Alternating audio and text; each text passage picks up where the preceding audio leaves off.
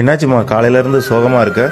நம்ம பக்கத்து கொட்டாயில இருந்த லட்சுமி நேத்து இறந்துட்டாங்க. நேத்து காலையில குப்பமேட்ல பார்த்தேன், நல்லா தானமா இருந்தா? மருத்துவர் பேசிக்கிட்டத கேட்டேங்க. லட்சுமி வயித்துக்குள்ள 10 கிலோ நெகிழி குப்பை இருந்ததாங்க. ஆமாமா, அந்த காலத்துல இலை தலை புல்லுன்னு சத்தானதா சாப்பிட்டு இருந்தோம். ஆனா இப்ப குப்பைகளை சாப்பிட்டு சாக வேண்டி இருக்கு. இந்த மனுஷ பயிர்களுக்கு 6 அறிவுன்னு சொல்றாங்களே, குப்பைய சாப்பிடுற நம்ம பாலை எடுத்துதானே அவங்க பிள்ளைகளுக்கு கொடுக்கறாங்க. அப்ப அவங்க பிள்ளைகளையும் தானே பாதிக்கும்.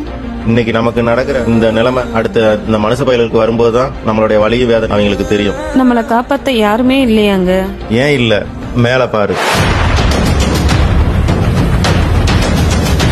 இவர்தாமா புழு பூச்சி மண் மலை காடு கடல்னு அனைத்து உயிருக்குமான அரசியலா பேசுறாரு. நமக்காகவும் பேசியிருக்காருமா. அப்ப ஏன் இன்னும் நம்மள காப்பாத்த வரலங்க? அதுக்கு ஆட்சி அதிகாரம் வேணுமா?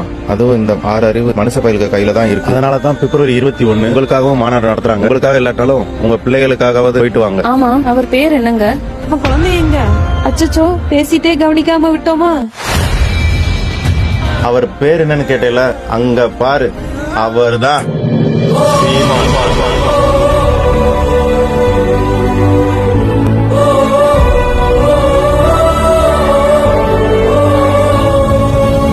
மாற்றத்தை விரும்பும் மக்களின் மாநாடு.